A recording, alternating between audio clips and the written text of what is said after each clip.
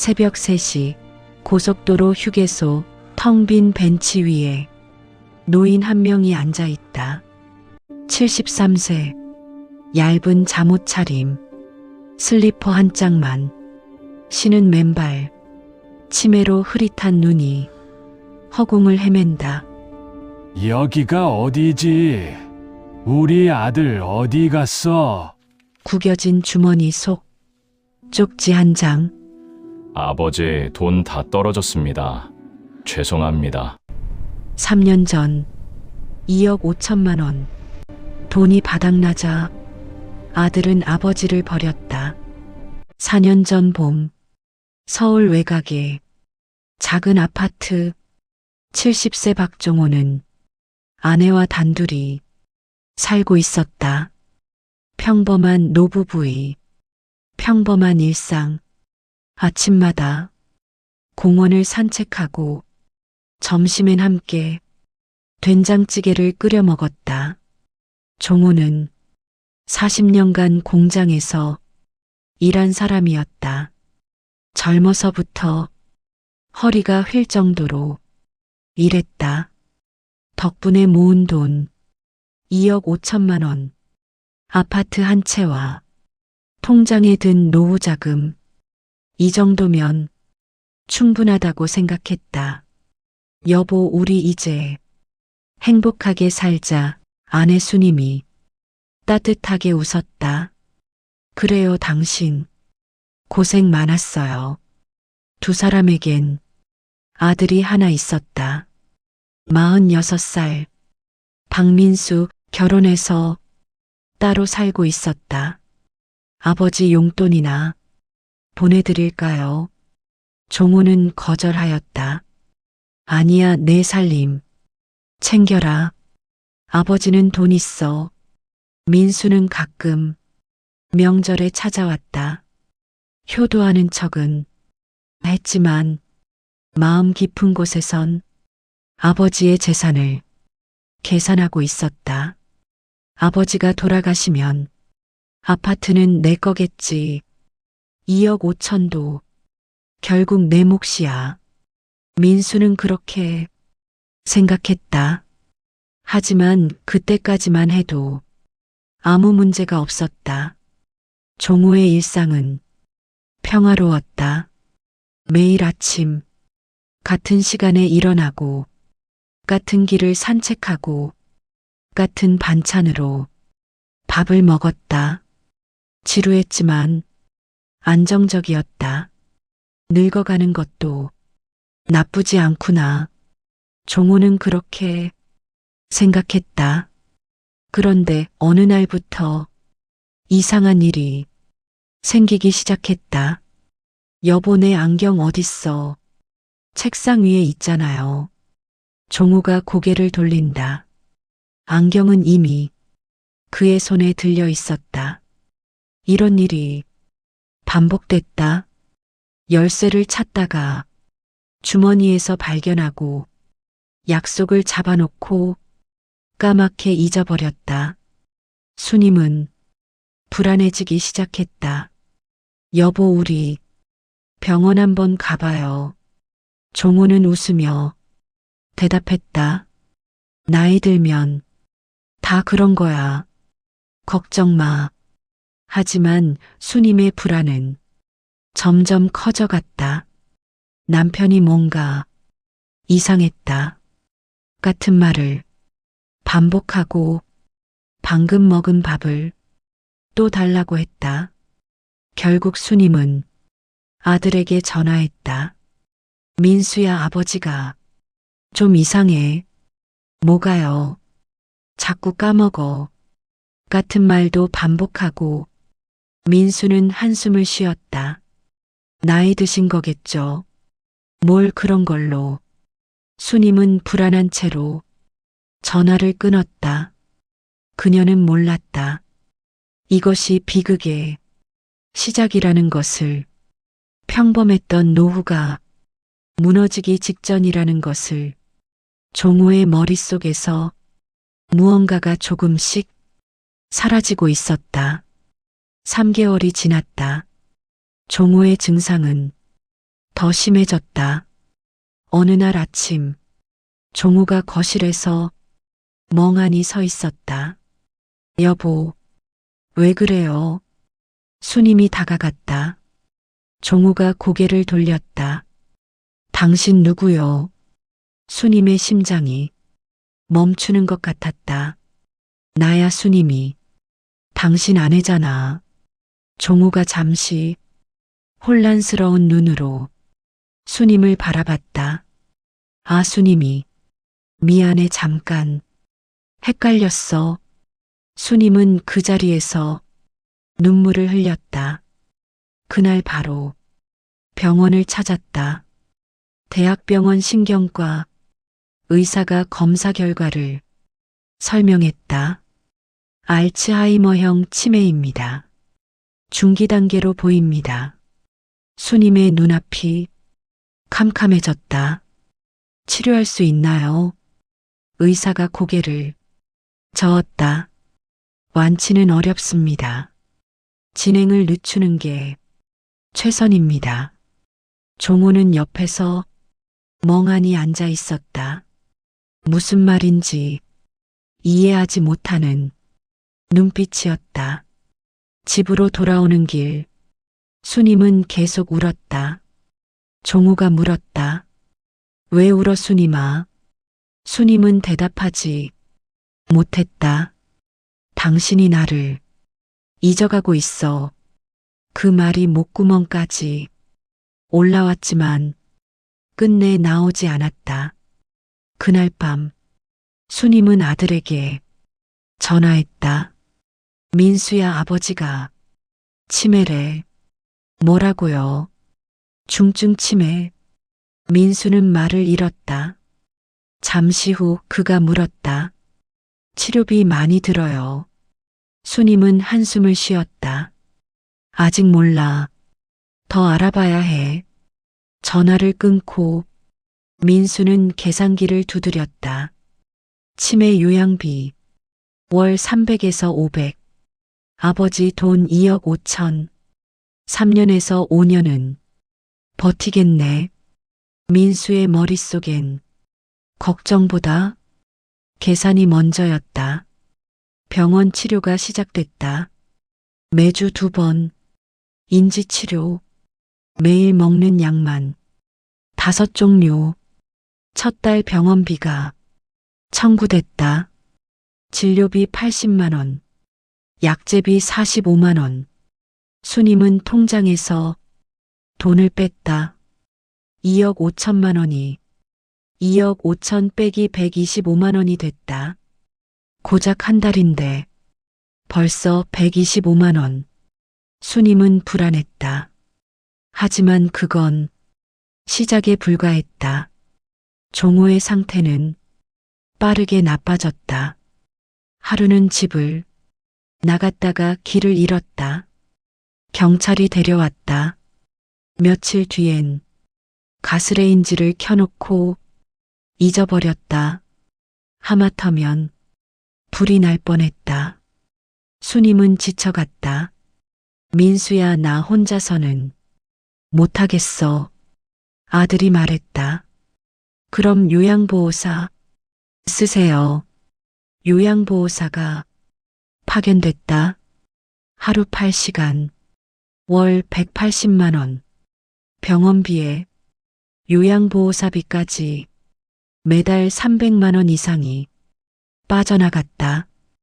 2억 5천이 빠르게 줄기 시작했다. 수님은 매일 밤 통장을 들여다봤다. 이럴 수가. 이 돈으로 평생 살 줄 알았는데. 그녀의 손이 떨렸다. 종우는 그 옆에서 평화롭게 잠들어 있었다. 아무것도 모른 채 1년이 지났다. 종우의 치매는 중증으로 진행됐다. 이제 화장실도 혼자 못 갔다. 밥을 먹다가 숟가락 사용법을 잊어버렸다. 수님은 완전히 지쳐버렸다. 어느 날 밤 수님이 쓰러졌다.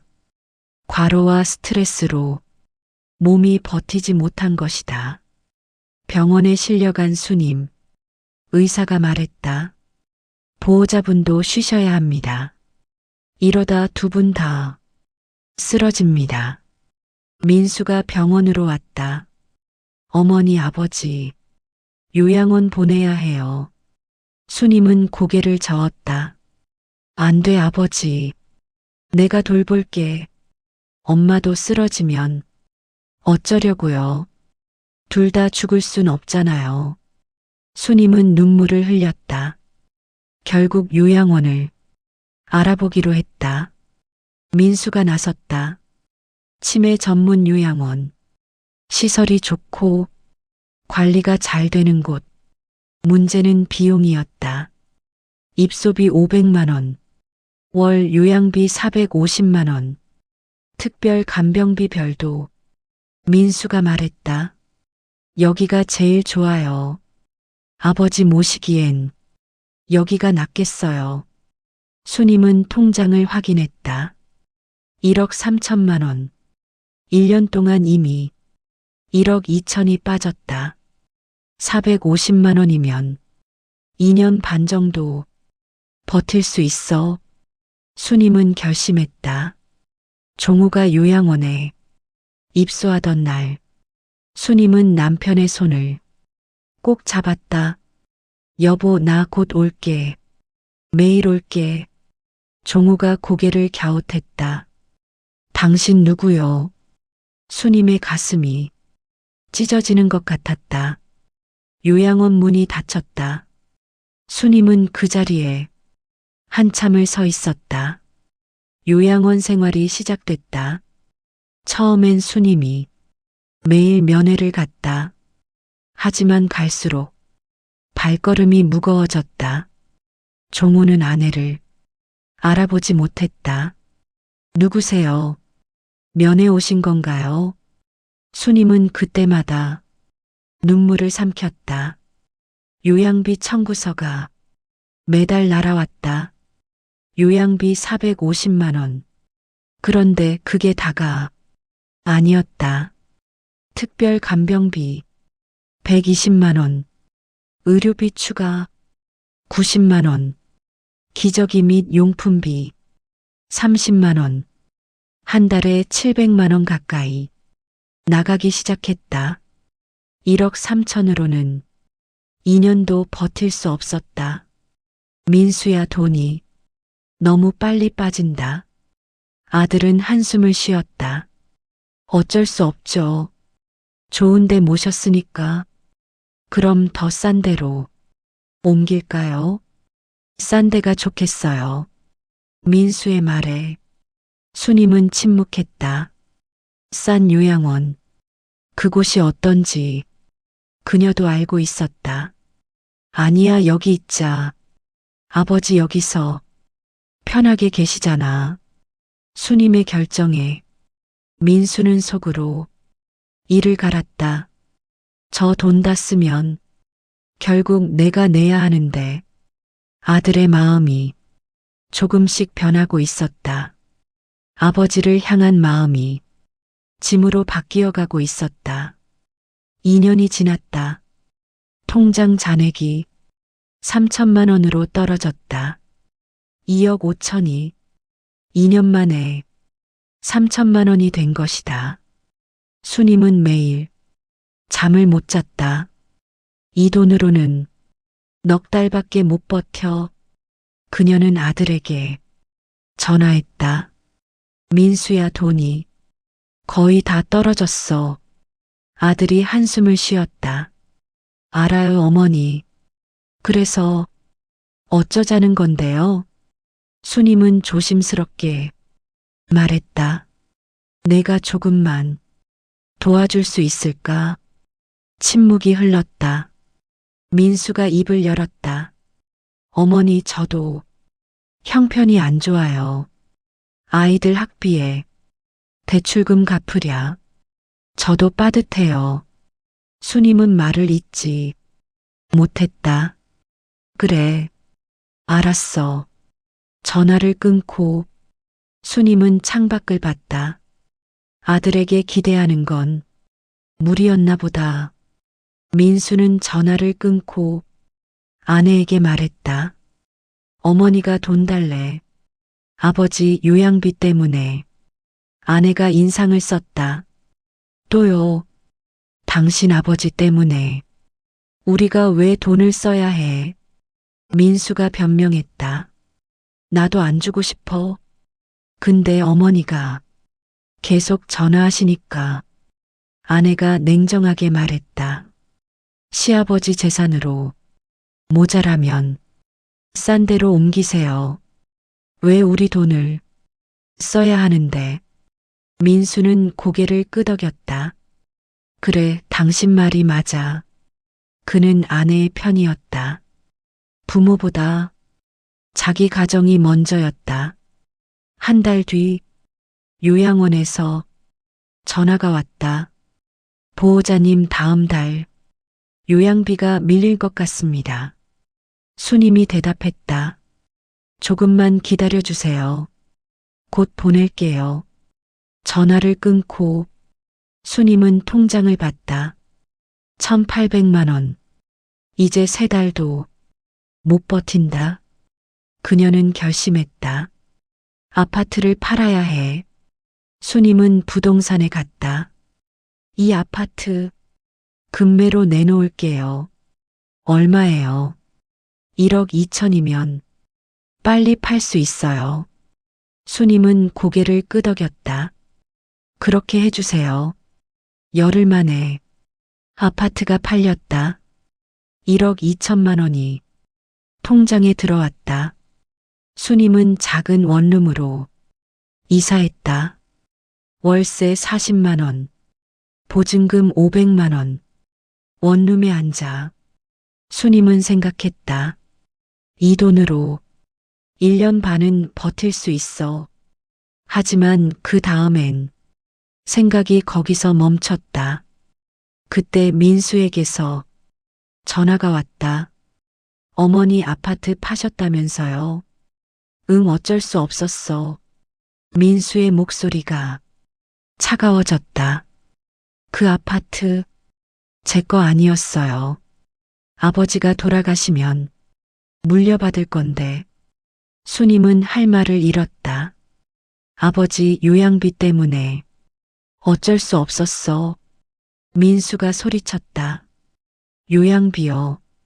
솔직히 아버지, 언제까지 사실 건데요? 돈만 들어가잖아요. 수님의 눈에서 눈물이 흘렀다. 내가 어떻게 그런 말을 하니? 아버지야, 내 아버지. 민수가 냉정하게 말했다. 현실을 보세요, 어머니. 아버지 때문에 우리 다 망해요. 전화가 끊겼다. 수님은 원룸 바닥에 주저앉았다. 아들이 저렇게 변할 줄 몰랐다. 돈 앞에서 가족도 무너지는구나. 그녀의 울음소리가 작은 방을 가득 채웠다. 3년째 되던 해, 겨울, 수님이 쓰러졌다. 뇌출혈이었다. 병원 중환자실에 실려갔다. 의식이 돌아오지 않았다. 민수에게 연락이 갔다. 보호자분, 어머니가 쓰러지셨습니다. 민수는 병원으로 달려갔다. 중환자실 유리창 너머 수님이 누워 있었다. 수많은 관이 몸에 연결되어 있었다. 민수는 의사를 만났다. 상태가 어떻습니까? 의사가 고개를 저었다. 중증 뇌출혈입니다. 의식 회복이 어려울 수 있습니다. 민수는 멍해졌다. 치료비는요? 의사가 서류를 건넸다. 중환자실 입원비 하루 80만 원. 수술비 별도. 민수의 손이 떨렸다. 아버지 요양비에 이제 어머니 치료비까지 돈이 없었다. 그는 어머니 통장을 확인했다. 잔액 420만 원. 그게 전부였다. 3년 전 2억 5천. 이제 400만 원도 안 남았다. 민수는 머리를 감싸쥐었다. 어떡하지? 어떡해? 그때 전화가 울렸다. 요양원이었다. 보호자님, 이번 달 요양비가 입금되지 않았습니다. 민수가 대답했다. 어머니가 쓰러지셨어요. 지금 병원이에요. 요양원 직원이 말했다. 그래도 요양비는 내셔야 합니다. 체납되면 퇴소, 조치됩니다. 민수는 소리쳤다. 돈이 없다니까요. 아버지 돈 다 떨어졌어요. 전화 저쪽이 조용해졌다. 그럼 어르신, 어떻게 하실 건가요? 민수는 대답하지 못했다. 전화를 끊고 그는 중환자실 복도에 주저앉았다. 아버지 요양비 월 700만 원, 어머니 치료비 하루 80만 원, 자기 월급 350만 원. 계산이 맞지 않았다. 불가능했다. 민수의 머릿속에 어두운 생각이 스쳐 지나갔다. 아버지만 안 계시면 그 생각을 하는 자신이 무서웠다. 하지만 그 생각이 떠나지 않았다. 일주일이 지났다. 수님은 의식을 회복하지 못했다. 의사가 민수를 불렀다. 보호자님, 결정을 내리셔야 합니다. 무슨 결정이요? 연명치료 여부입니다. 민수는 떨리는 목소리로 물었다. 연명치료 안 하면요. 자연스럽게 임종을 맞으시게 됩니다. 민수는 오래 생각하지 않았다. 연명치료 안 합니다. 의사가 고개를 끄덕였다. 알겠습니다. 사흘 후 수님이 세상을 떠났다. 장례식장. 민수는 혼자 상주 자리를 지켰다. 조문객은 거의 없었다. 그는 멍하니 영정 사진을 바라봤다. 어머니 미안해요. 근데 어쩔 수 없었어요. 그의 눈에는 눈물이 없었다. 장례를 치르고 민수는 계산을 했다. 어머니 통장 잔액 420만 원, 장례 비용 380만 원, 남은 돈 40만 원, 40만 원. 그게 부모님 평생 재산의 마지막이었다. 어머니 장례가 끝나고 민수는 요양원을 찾았다. 아버지는 휠체어에 앉아 있었다. 치매가 깊어져 이제 말도 거의 못했다. 눈빛만 흐릿하게 허공을 바라봤다. 아버지, 종우가 고개를 돌렸다. 하지만 아들을 알아보지 못했다. 누구세요? 민수입니다. 아들이요. 종우가 고개를 갸웃했다. 아들, 내 아들이 어딨어? 민수는 한숨을 쉬었다. 요양원 원장이 민수를 불렀다. 보호자님 말씀 좀 나눌까요? 원장실에 앉았다. 요양비가 석 달째 밀렸습니다. 민수가 대답했다. 어머니가 돌아가시고 상황이 어려워요. 원장이 서류를 건넸다. 연체료 포함 2,300만 원입니다. 이달 말까지 안 내시면 퇴소 처리됩니다. 민수는 서류를 물끄러미 봤다. 2,300만 원.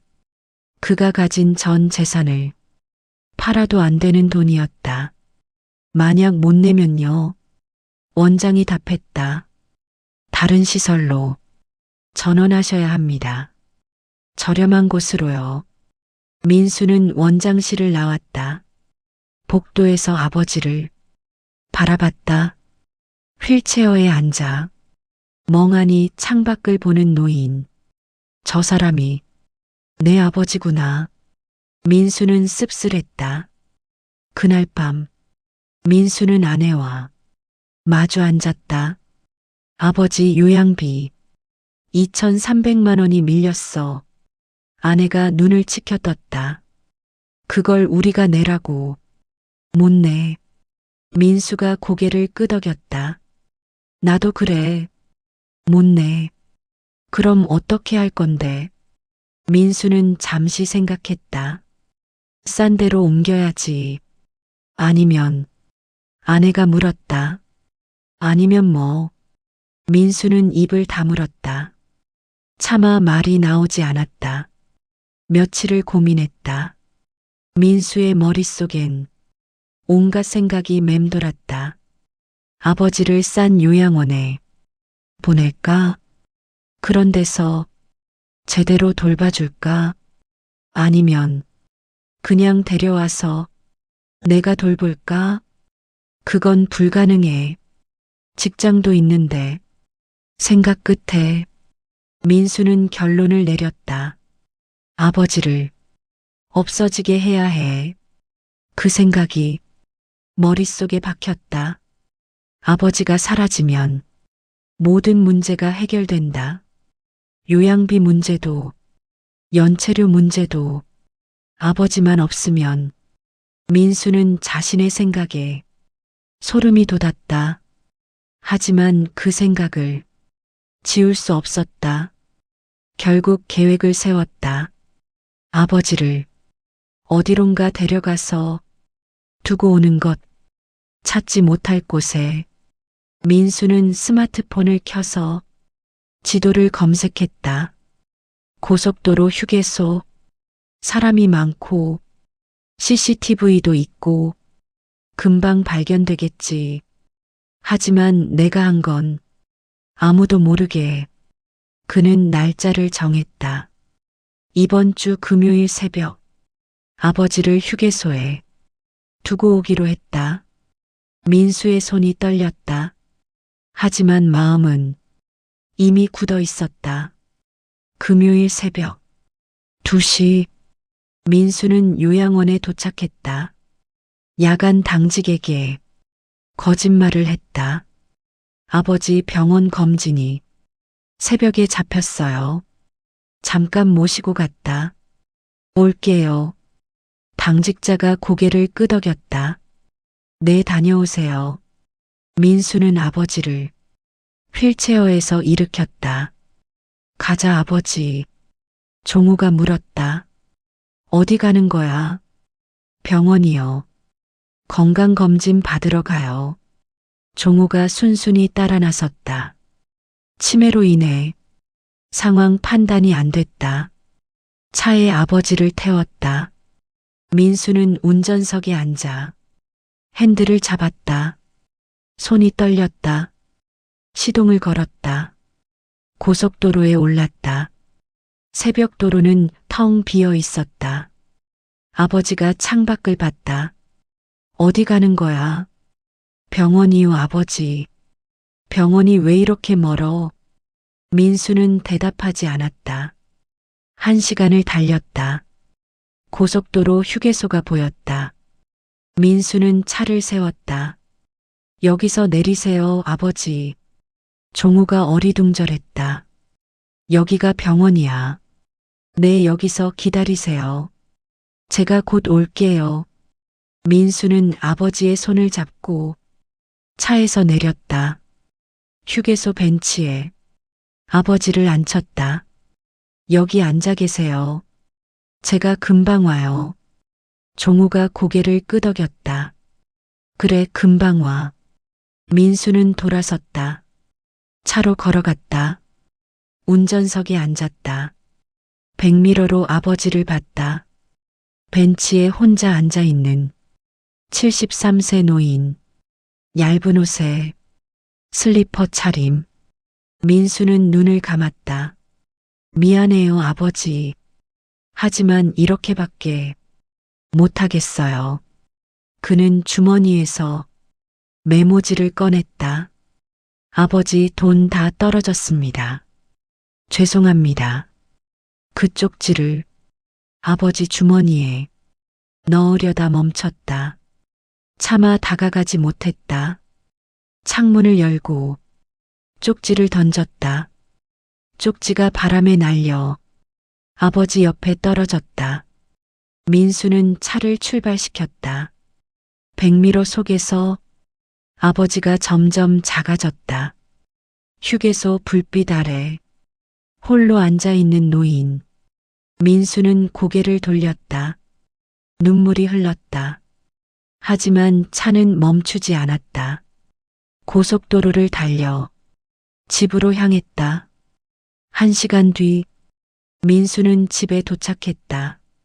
아내가 물었다. 됐어. 민수가 고개를 끄덕였다. 응, 됐어. 아내는 더 묻지 않았다. 민수는 방으로 들어가 침대에 누웠다. 눈을 감았지만 잠이 오지 않았다.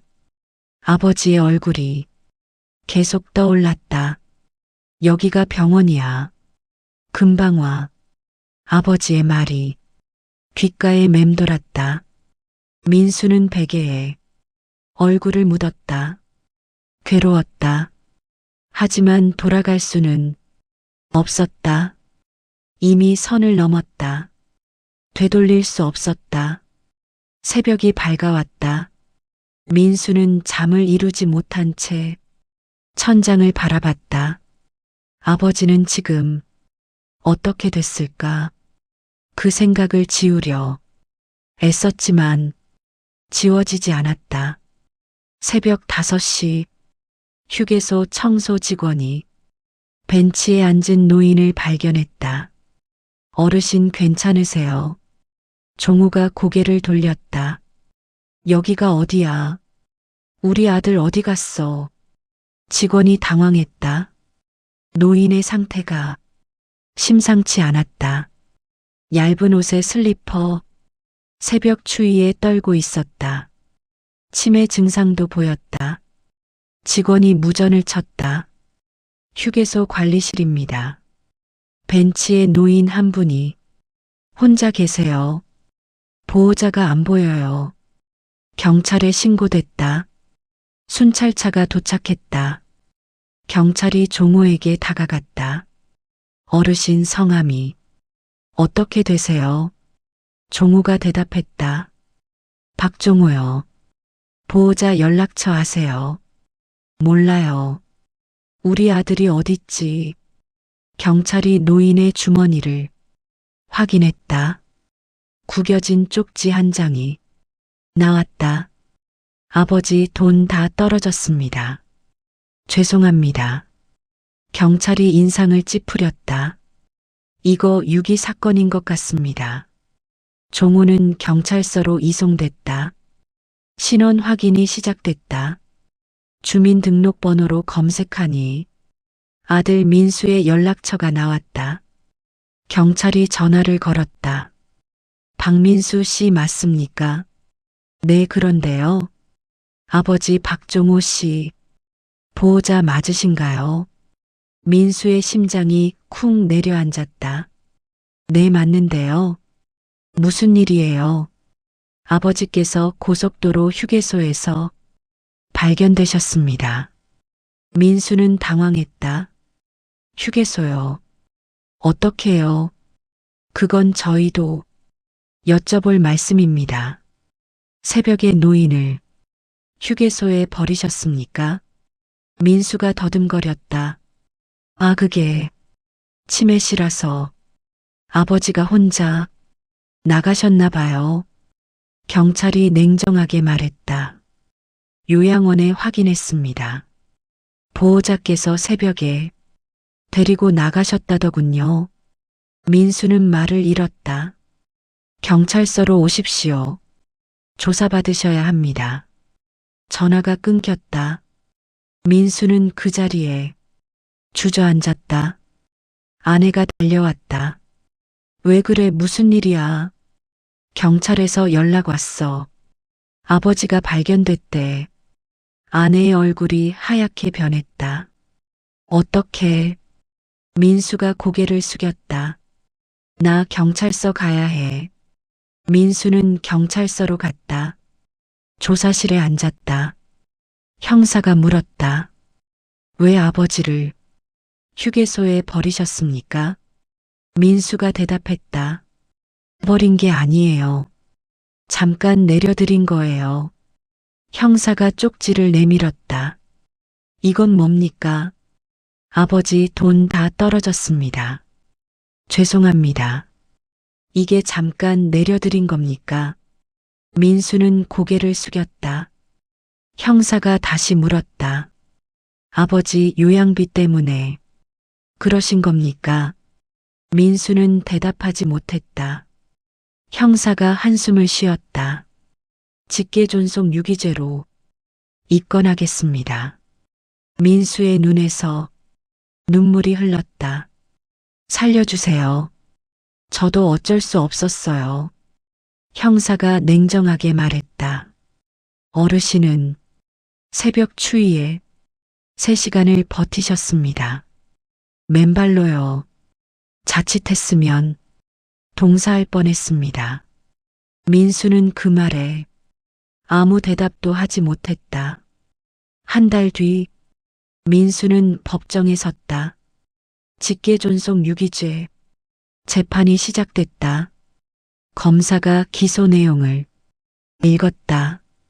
피고인 박민수는 치매를 앓고 있는 아버지 박종호를 고속도로 휴게소에 유기한 혐의가 있습니다. 판사가 민수에게 물었다. 혐의를 인정하십니까? 민수의 변호사가 나섰다. 피고인은 극심한 경제적 압박 속에서 일시적인 판단 실수를 저질렀습니다. 악의적인 유기가 아닙니다. 검사가 반박했다. 악의적이지 않다고요.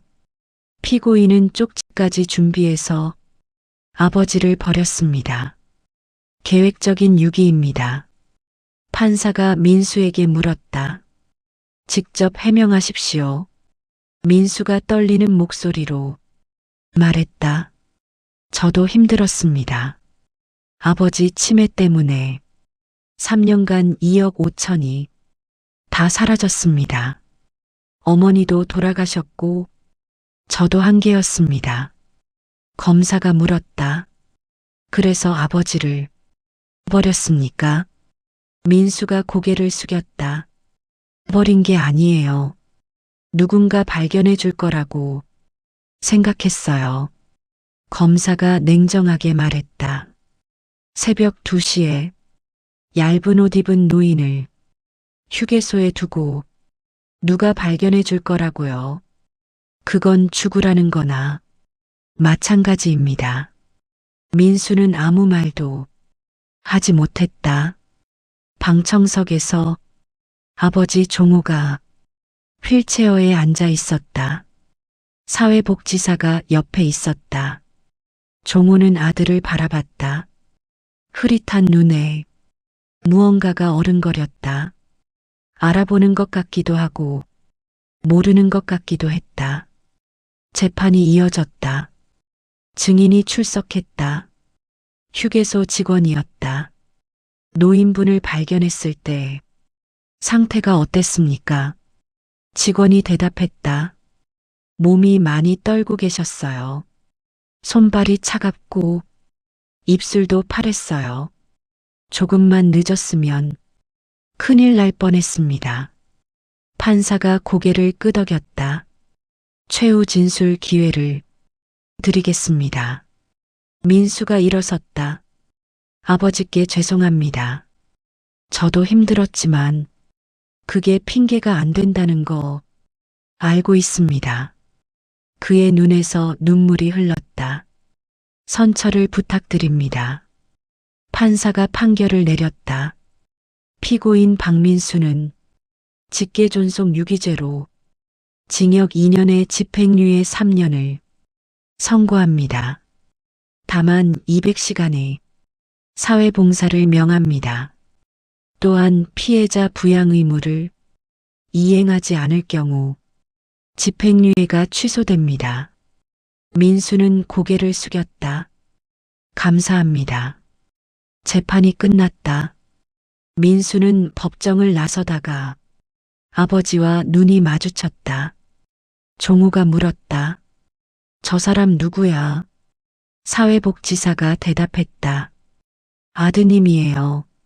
종우가 고개를 갸웃했다. 내 아들, 내 아들이 어딨는데? 민수는 그 자리에 얼어붙었다. 아버지는 아들을 기억하지 못했다. 하지만 그게 오히려 다행인지도 몰랐다. 아버지가 그날 밤을 기억했더라면 얼마나 더 가슴 아팠을까. 민수는 눈물을 삼키며 법정을 떠났다. 재판이 끝나고 1년이 지났다. 종우는 국가지원 요양시설에 입소했다. 무료 요양원이었다. 시설은 좋지 않았지만 그래도 지낼 수는 있었다. 민수는 사회봉사를 시작했다.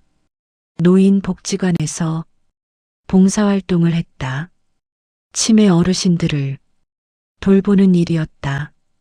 처음엔 힘들었다. 아버지 생각에 가슴이 아팠다. 하지만 시간이 지나면서 무언가가 달라졌다. 어느 날 민수가 돌보는 할머니가 물었다. 젊은이 이름이 뭐야? 박민수요 할머니. 할머니가 웃었다. 우리 아들도 민수야. 근데 안 와. 민수는 할머니 손을 잡았다. 곧 올 거예요, 할머니. 할머니가 고개를 저었다. 안 와. 돈 없으니까 안 와. 그 말에 민수는 가슴이 찢어지는 것 같았다. 자신이 아버지에게 한 짓이 떠올랐다. 민수는 요양원을 찾아갔다. 아버지가 있는 곳, 복도 끝방에 종우가 누워 있었다. 아버지, 민수가 조심스럽게 다가갔다. 종우가 눈을 떴다. 누구세요? 저예요, 민수. 아들이요. 종우가 한참을 바라봤다. 민수, 민수라고. 그래, 내 아들 민수. 민수의 눈에서 눈물이 터졌다. 아버지 저예요. 아버지가 아들을 기억한 것이다. 흐릿했지만 분명히 기억했다. 종우가 손을 들어 아들의 얼굴을 만졌다. 우리 민수 왔구나. 아버지 기다렸어. 민수는 아버지 손을 두 손으로 잡았다. 아버지 죄송해요. 정말 죄송해요. 종우가 웃었다. 뭐가 미안해. 아들이 왔는데. 민수는 참았던 울음이 터져 나왔다. 아버지는 그날 밤을 기억하지 못했다. 휴게소에 버려진 것도 쪽지도 기억 못했다. 치매가 그 기억을 지워버린 것이다.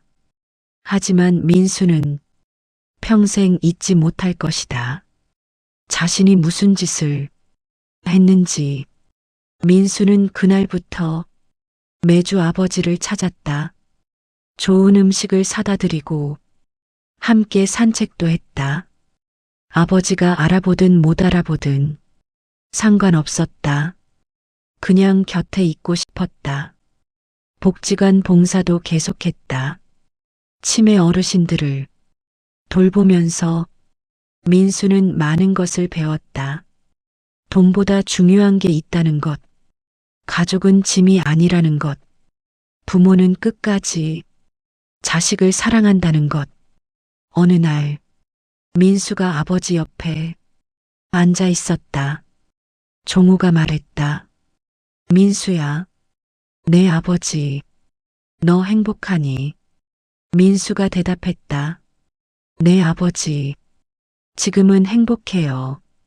종우가 웃었다. 그럼 됐어. 아버지도 행복해. 민수는 아버지 손을 꼭 잡았다. 3년 전 2억 5천은 다 사라졌다. 하지만 지금 민수의 마음엔 그보다 더 큰 것이 생겼다. 후회와 반성, 그리고 가족의 의미, 돈으로 살 수 없는 것들이었다. 2억 5천만 원, 평생 모은 노후 자금, 3년 만에 모두 사라졌습니다. 하지만 진짜 비극은 돈이 사라진 게 아니었습니다. 돈 앞에서 무너진 가족이었습니다. 부모를 짐으로 여기는 순간 우리는 인간이기를 포기하는 것입니다. 오늘 이 이야기가 여러분의 마음에 작은 울림이 되길 바랍니다. 이 이야기가 마음에 드셨다면 구독과 좋아요 부탁드립니다. 다음 이야기에서 또 만나요.